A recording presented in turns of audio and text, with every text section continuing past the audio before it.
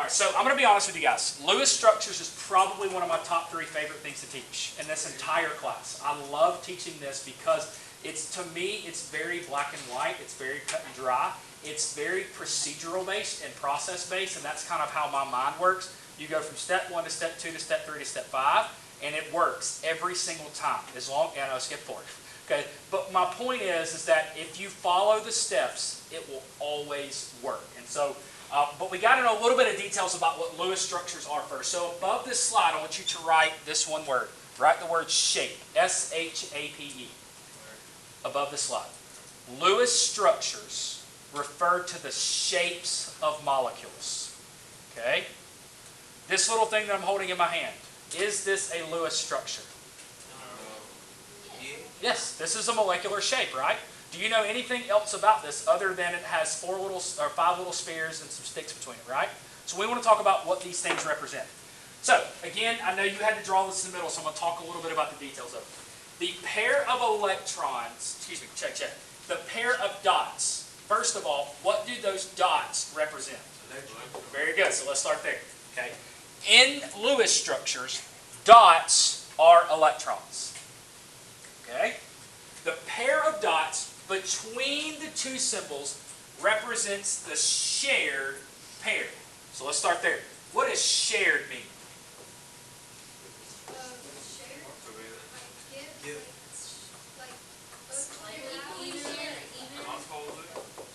There's a mutuality of degree, right? It's mutual, okay? The one's not giving or taking, it's a mutual agreement. Now, with shared, we have to be very careful because are there different degrees of sharing? Yes, and we're going to talk about that later. The second part is paired. This is a dumb answer, a dumb question. It deserves a dumb answer, but it's very easy. What is a pair? 2 or more. No, it's 2. This is important.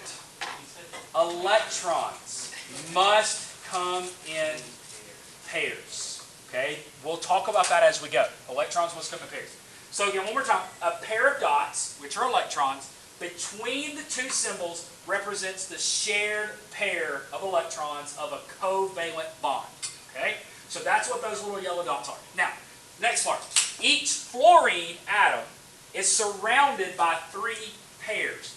And this blows my mind how I get different answers every single year. How many total electrons is 3 pairs? Thank you. 6 electrons. Now, this next little part is critical because you're going to hear these 2 words a lot during the rest of this unit. Each fluorine atom is surrounded by 3 pairs of electrons that are not shared and belong exclusively to one atom. Those electrons are called what? Highlight those 2 words at the very end. You need to know what a lone pair is. Because to be able to draw the shapes, you've got to recognize, are there any lone pairs? And if there is, you have to do certain things. If there's not, you also have to do certain things. So it's important that we recognize what a lone pair is or not. So, now, every atom is trying, check, not every atom. Most atoms are trying to achieve what? What's their goal? What do they want to get? They want an octet, which is exactly what you said, right? 8 valence electrons. So everybody look at the left F. Left F. Listen to how I word the question. How many shared electrons does the left F have? 2. What color are they on the board? Yellow. Everybody with me? 2. How many lone pairs does the left F have? 6. Total. 6. One more time. How many? Okay. How many lone electrons, is probably the better way to say it, does the left F have? 6. Left F. 2 times 3. Okay. 6. So this is important. It's got 6 lone pair. It's got 2 shared pair. What's 6 plus 2? 8. So does the left F have 8? Yes. Now let's move to the right F. How many shared pair? How many shared electrons does it have? 2. How many lone electrons does it have? 6. What's 2 plus 6? 8. So when we do this, what are we creating between these 2 F's?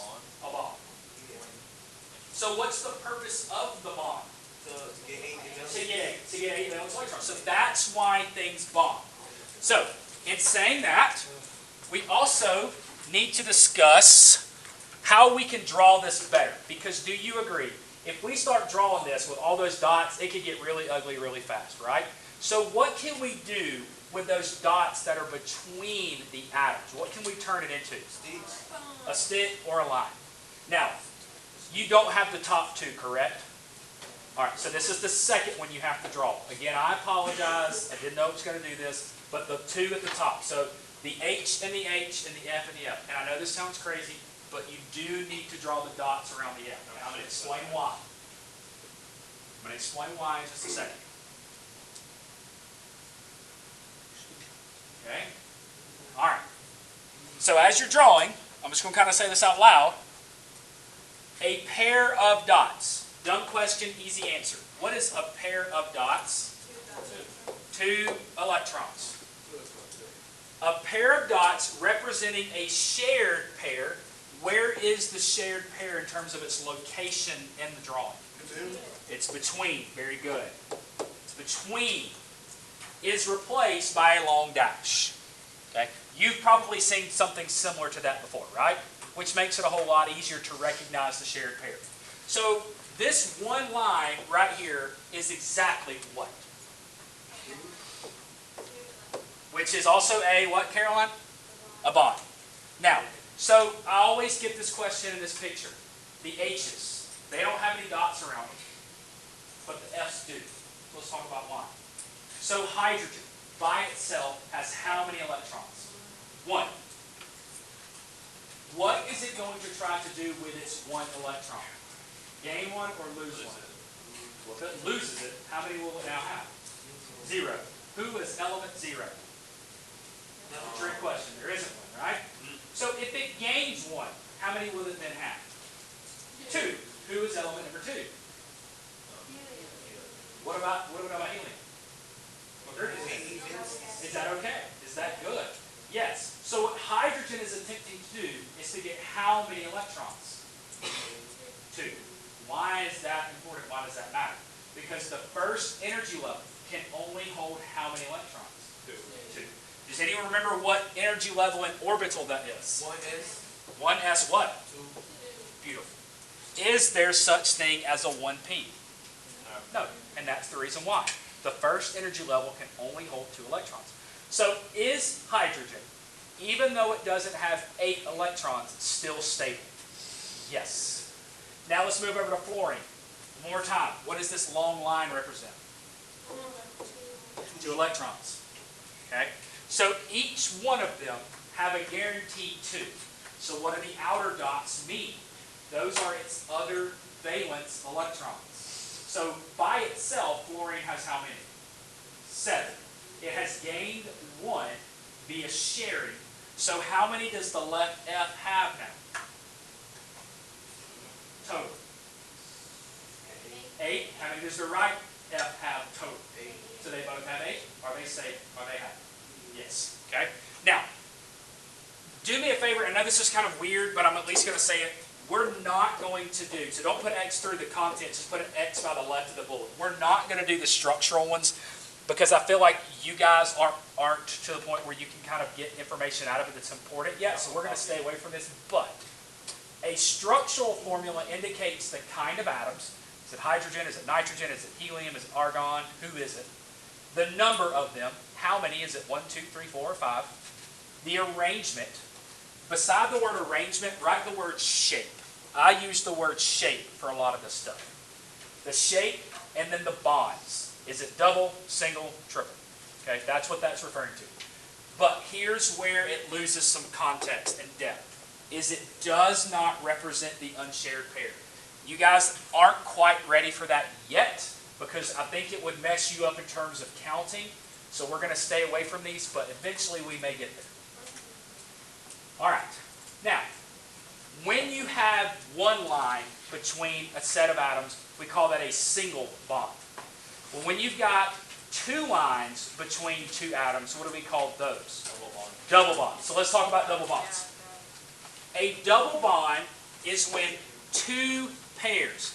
Again, I'm going to ask a dumb question that deserves a dumb response, but you'd be shocked at how many people miss I this. got you. How many total electrons is 2 pairs? 4. Please don't mess that up. Dang it. Because when you start counting, I mean 3. it's going to matter. Again, when you start counting, it's going to matter. So a double bond is when 2 pairs or 4 total is shared. You see the green highlighted word in pink? Highlight that word. Now, I know what you're thinking. No, this is not talking about apple pie. Okay? And this is also not talking about math pie. This is 2 totally different things. For some strange reason, they chose to use the same variable. I know it's aggravating, but it's just what we deal with in science and math. Okay? Now, remember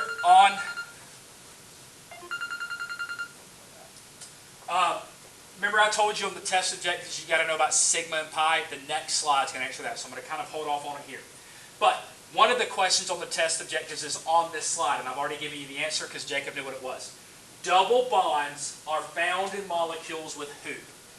Carbon, nitrogen, and oxygen. Highlight those 3. Those are the 3 you have to know. If you want to put TQ beside that for test question, by all means. Now, I'm telling you again, I'm lying to you. Are there some others that can do it? Yes, but we don't need to know about those. But if for some reason, if we're drawing a practice problem and it shows up, don't panic. Okay? Don't panic. Now, also, you do not have that on your sheet either, do you, correct? Please draw that. That's a lot easier to draw because there's no dots. And draw it how it's drawn on the board. There is a reason it kind of looks like that.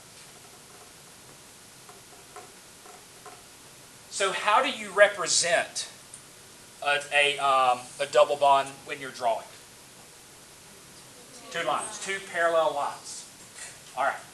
So again, let's revert back to what we've been talking about this whole time about this idea of why are we bonding? The reason why we're bonding is to get a full octet. So look at the left carbon. Listen to the question, because the question is going to be important. How many total bonds does the left carbon have? 4 bonds. Does everyone agree with that? Then how many total electrons does it have? 8. Does that make sense? Because 1 bond is how many electrons? 2. So does the left carbon have its 8? Yes. Everybody look at the right carbon. Listen to the question. How many total bonds does it have? 4. So how many total electrons does it have? 8. Everybody okay with that? Now this is the other question. Why do none of the hydrogens need any other dots or any other lines? Hydrogen only needs how many electrons? 2. Does the line represent 2? Yes. Okay? So that is what that looks like. Well, what happens when we got a situation where we need more than a double bond? What do we have then? A triple bond.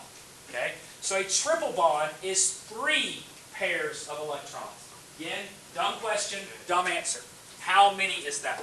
6. That is 6 electrons. Okay? That are shared between the atoms. Now again, pi bonds, there's 2 of them. Do y'all have that drawing at the bottom? Yes, okay. I'm going to ask a question that we talked about a few minutes ago. The nitrogen-nitrogen triple bond, is it shorter or longer than that carbon-carbon double? Shorter. Is it stronger or weaker? The shorter, the stronger is probably what you should write on this. The shorter, the stronger. All right, the last part I want to talk about on the slide is this. Look at the bottom drawing of the nitrogens. Look at the left one. What do you call those 2 dots to the left of the end? A lone line. What are those? Those are the lone pair. Okay? Those are the lone pair. So looking at the left nitrogen, listen to the question. How many total electrons does that nitrogen have? 8. Where does 6 of them come from? Sorry, guys. All right, so let's go ahead and move on from this. So this is the slide that I was telling you about sigma and pi. Do you see the box kind of towards the middle that has all the information in it? Put a huge star beside that box, the one that has the lines around it. That is going to be your test question. Okay, it's going to be one of those 3. Yeah, where it says single bond, double bond, triple bond, I there's think one. it's only a five. Sir? Oh, that was a different. So, the question is going to be somewhere along these lines. A single bond is made up of blank. One what? Single bond. What could possibly be a wrong answer? No bond. One pi bond. See what I'm saying? Yeah, that too. So you have to know the number and the type. So let's look. A double bond is 1 sigma and 1 pi. Now this is the easy way. What is 1 plus 1? 2. So that's how many total there are. But it's one of each. What could possibly be a wrong answer for a double? 4. No. 2 2 sigmas or 2 pi's. So you see kind of what I'm trying to get at here. The last one is a triple. It's 1 sigma plus 2 pi. What's 1 plus 2? 3. So the number addition is easy, but you have to connect it to the right type. So what could be a wrong answer for triple? 2 sigma and 1 pi. So I'm asking you these to get that out of the way so you don't mess those up. So what you need to be able to do is determine which bond types are with which bond. Okay? Now I know what you're saying. What is a sigma bond and what is a pi bond? That's what's above in yellow and blue. So let's talk about that. And it's very simple. The sigma bond exists in the region directly between the two. So this is a silly question, but if you think about it structure-wise, like if you were having to draw it, can you have a double bond without a single? No, because the single bond is directly between the two, right? Okay. Well, where does the double and the triple bond go? Read the pi bond. The pi bonds exist in an area above and below. Okay. Now, here's the last component to this. When we draw molecules, what dimension are they in? It's in the third dimension. So does it have depth to it? Yes. And so that's why you have to picture these things in that way. So what you need to know is single is 1 sigma. Double is 1 sigma, 1 pi. Triple is 1 sigma, 2 pi. That's the test question. And then what does that mean? A sigma is between, the pi's are above and below. They're kind of surrounding it. Okay? Imagine taking a hot dog, okay, and putting 2 buns around it. So the hot dog is the sigma, okay, and the 2 buns are the sigma. Excuse me, the pi's. Does that make sense? Can you picture that in your head? Yeah. Okay. All right. All right. I've already given you everything on. We've already talked about this entire slide when we did the test objectives. So now I'm putting it in black and white in front of you. And I've also given you 3 different ways to know it. I put it in words, I put it in relationships, and I've actually put it in a box with numbers. So first and foremost, in general, double bonds have a greater bond energy. So I'm going to stop there and ask that question like I asked earlier. What is bond energy? Make or break? Break. Okay? The energy required to break a bond. So, doubles are stronger. Are they shorter or longer? Shorter. Okay, so doubles are greater and shorter than single bonds, and triple bonds are even stronger and shorter than double bonds. Now, if you don't like words, look at the bottom box to compare. Bond lengths. Which one's the shortest? Which one's the shortest?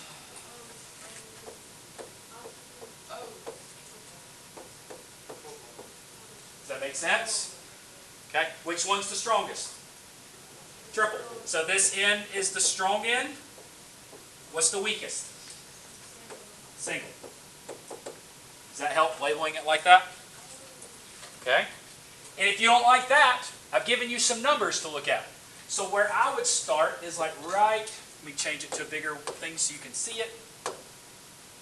Right here. Now, unfortunately, I've accidentally cut off the bond strength or the bond energies, but this at least has bond length. As you add a bond, what happens to the length between them? It's short. Gets shorter. Okay. All right, so we're good on that.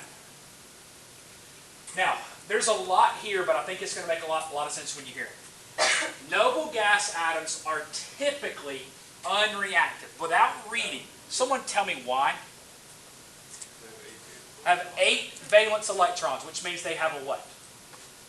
An octet. So let's keep reading. They're typically unreacted because they are stable. Why are they stable? Because their outer valence s and p orbitals are completely filled by a total of 8 electrons. Does this right here make any sense at all? Yes. If I had never shown you electron configurations, would that make any sense at all? But it makes total sense, right? So that's what's going on there. Other atoms can fill their outermost valence s and p's by sharing electrons through covalent bonds. Okay, so that's what's going on. Put a big star beside the last bullet. That's also a test question. You have to know what the octet rule is. Like if you called Webster, what would they do? Okay, or what would they say? But I'm going to add a little bit of context to it. The octet rule is compounds form. What is a compound? 2 or more things, right? 2 or more things. Can they be the same thing? Yes. Yes. When you have oxygen and oxygen bonded, is that 2 or more things? Even though it's the same, it's 2 more. Compounds that form so each atom, by either gaining, by losing, or by sharing electrons, has an octet of electrons. Where? Highlight that yellow part. Is the highest energy level. Then this is the last. This is another part I want you to connect. The highest energy. Is it closest to the nucleus or farthest from the nucleus? Way higher. Way farther. Farthest. Write that underneath that little bullet. The highest energy level is farthest from the nucleus. What was the real world I kept giving y'all for that? Spring break. Okay? The farther you are away from home, the more energy you have. All right. I want to add one more thing. And this is, you got to know your stuff to answer this question. So I'm really testing you on this. What do we call those atoms that gain an electron completely? The specific name. Oh. You know I'm not giving you that. I want to see if you know your stuff. What do we call those atoms that completely gain an electron? Is it? They gain, no. What do we call those atoms that completely take one on an electron? Well, we have to find Go back to your ionic bonding. Let's see what this is. What kind? Dipolar. What kind of ion? Oh wait, oh my god. I'm talking about anion? Or is it anion? Anion! An anion! So think about it.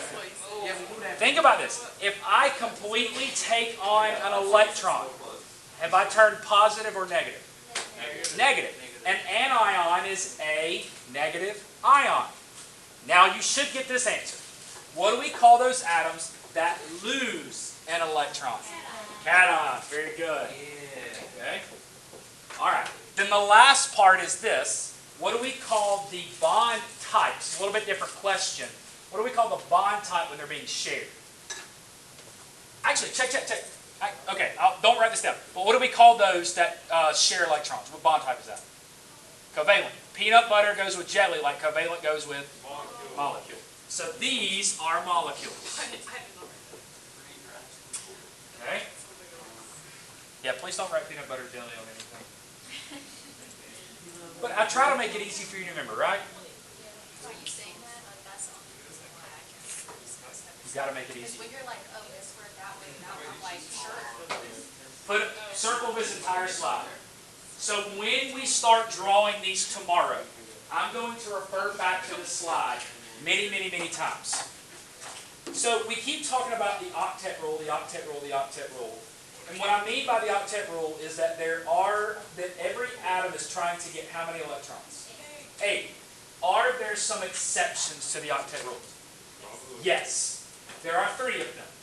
But one of them has more than 3 elements. I'm going to explain that in a minute. So the first one is this. Hydrogen. We've already answered this question, but I'm going to ask it again just so you kind of retain it. Hydrogen by itself has how many? 2. By itself has 1. If it gains 1, who does it now look like? Helium. Is it stable with 2? So does it even need 8? So let's read the first bullet. Actually, the second. Actually, let me go back to the first one. I'll read the second. Exceptions to the octet rule include atoms that cannot or don't need to fit 8 electrons. And there are some that fit more. And we'll talk about the more in a second. So the first bullet is hydrogen forms bonds, so it is surrounded by only 2 electrons. So who does it look like? Helium. All right. The second bullet's the one that gets students every single year, and you may or may not see this on the test, so you need to know this one. There's actually one element that we work with regularly that needs more than 2, but doesn't need 8. Who is it? Boron. Read the board. Second bullet. Okay. I call it boring boron. Okay. Boring boron only needs how many to be stable and satisfied? 6. Don't ask me why. Don't ask me what allows it to do that. I don't know the atomic, physical, chemical property, structural reason. I just know that that is a fact, and I accept it, and I move on. So one more time. Boron has just 3 valence of electrons. I'm going to stop and ask the question. How do you know it only has 3 valence electrons? Very good. Not third group. Be very careful there. Oh, 13. Okay, it's group 13. So, it tends to form bonds where it is surrounded by 6. I want you to draw this very, very simple picture right. If I can get back to it. That's what I want you to draw. Draw that picture for me, please. Wherever by this slide. So, my question to you is this. So let's start with bullet number 1. Bullet number 1 was hydrogen only needs how many electrons? 2. Does all 3 of those hydrogens have its 2 electrons? So it's done. It doesn't need any more. But look at boron. How many does it have total? 6. Is that okay? Yes. Boring boron only needs 6. But I'm going to say this out loud, so if you ever see it, you're like, you lied to me. No. Can it have 8? Yes. Does it have to have 8? No. All right. Then the last bullet is what about those elements that have the ability to have more than 8? What do we call it when it has more than 8? Read in red and yellow. Expanded octets. I've already given you this answer. You wrote it down on the test objectives. Now you have it in black and white in front of you on this. Who are the elements that can have expanded octets? Non-metals, phosphorus, and above, which means greater than 15. Okay, not physically above it, 15 and greater. So, one more time. Elements in non-metals in periods 3 from phosphorus and sulfur and up can form expanded octets involving more than 8 electrons. Yes, this includes noble gases. So who, using the periodic table you have, who are the 2 noble gases that can't do this? Helium and neon can't. So if you want to jot those 2 down, just to kind of put your pencil to paper or write it down, He and Ne can't do this. Now, the other component to this is expanded. Well, how expanded can it be? It can only go up to 10 or 12. That's it. No higher than 12. So it's 8, 10, or 12. He and Ne can't expand. Okay? Again, I'm saying this for clarity because I don't want you to say, you lied to me. Do they have to have more than 8? No. Can they have more than 8? Yes. So I don't want you to say, well, every single time it's got to have more than 8. That's not true. Depends on who it's bonded with. So let me show you a picture. This next slide actually gives you examples of several of these elements that actually expand.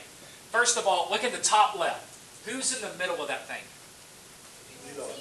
Xenon. Why should that give you pause when you see xenon in the middle? It's a noble gas. Noble gases shouldn't bond because they already have 8. But because they do, that means they must have what kind of octets? Expanded octets. So listen to the question. Question's important. How many bonded electrons does xenon have? Total bonded electrons. 8. It's got 4 bonds, so it's got 8 electrons. This is another important question. How many lone pairs are on the xenon? 2 lone pairs. Where are the lone pairs? Everybody see that? There's one, and there's one. Everybody okay with that? Move to the top middle. How many total electrons? Matter of fact, let's come over here. So this has a total of 12, right? Phosphorus. How many total electrons does that P have around it? What's 5 times 2? 10. So write 10 above that top center one. All right, everybody look at the S in the top right. How many total electrons are around that S? 12. Put 12. All right, look in the bottom left, bottom left, where it's the P and the B, P and 3 BRs. How many total electrons does that P have? 8. Oh, yeah. Now, it has 3 bonds, but 2 lone pairs for a total of 8. So this proves my point. Do they have to have more than 8?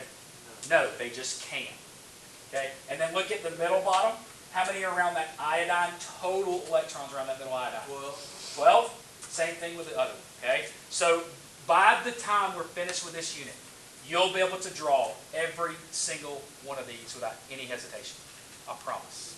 Okay, I've never had an issue with teaching this. All right, last slide. The properties of molecules not only depend on which atoms. So I know this sounds simple, but we can fly right by it. What do I mean by which atoms? Is it a hydrogen? Is it a nitrogen? Is it a fluorine? Is it an oxygen? So which atom specifically? But also on the molecular geometry. I've asked this question before, but I'm asking how many of you hate geometry? So anytime you hear the word or see the word geometry, I need you to replace it with the word shape. I use the word shape. But every worksheet that I give you may not use that. So if you hear or see geometry, instantly write the word shape. Okay? The other component to this is the properties depend on molecular geometry, which is the 3-dimensional shape of a molecule. How many degrees are in 3D? Total degrees. 360 degrees. This is the part of this unit that students struggle with the most. And this makes sense when I say this out loud. Can you physically draw something 3-dimensional? Yes. No. Your paper and your pencil are only 2D. So you have to use your mind and turn it into a 3-dimensional molecule. I got you. So if you can't spatially adjust things using your mind, looking at a picture, it sometimes gets a little hairy, a little fuzzy. So which is why I use this thing. Is this thing 3-dimensional? Yeah. Yes. So if you can start picturing it like this, it makes it make more sense. So when we start drawing these things, and I start putting lines in weird places, and you're like, why did you draw it like that? Or why is it at that angle? It's because I'm having to draw it in what dimension? The 3rd dimension, the 3 dimensions, right? So again, sometimes when you draw it, it looks weird on paper, but in reality, it's closer to its 3-dimensional structure. So that's probably the most challenging part about this entire unit, is taking something that's flat and picturing it like it's 3D. But we'll work on that. All right, the next bullet. The polarity of each bond, along with the geometry, determines the molecular polarity. I'm going to be honest. Put a star beside that one. That's probably the one that is the final thing students grasp in this unit. It's the molecular polarity. But the more we do it, the more practice you get, the more intuitive it becomes. Just like electron configuration. How many of you honestly thought, I'll never be able to do electron configuration? But by the end, was it fairly reasonably simple, right? This is the same thing. It's going to look kind of weird in the beginning, but by the time we do it, it's like, I got this. I can picture what this is. Okay? Last part, molecular polarity strongly influences the IMFs between the molecules in solids and liquids. Last part I want you to write. How do I want to write this?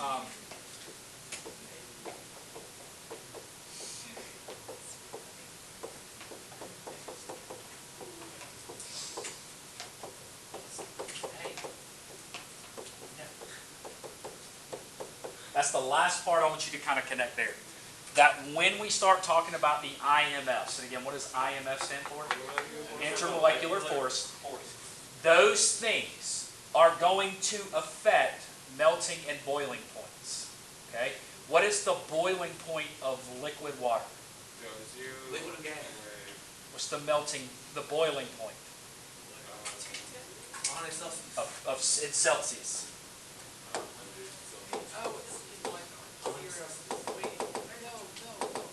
The BP of H2O liquid is 100 degrees Celsius. The reason it's that value is because the intermolecular forces dictate what that number is. If you were to change the type of intermolecular force, it would change that number drastically. Okay? For most liquids, that's a relatively high boiling point. The reason why is the intermolecular force between water is very, very, very strong. Okay? All right. So tomorrow, let me just kind of give you a heads up of where we're heading tomorrow. I'm going to introduce that acronym to you that was on your test objectives you've never heard of, called VESPER. Okay? That is the law. That is the way and why and how we draw the things we got to draw.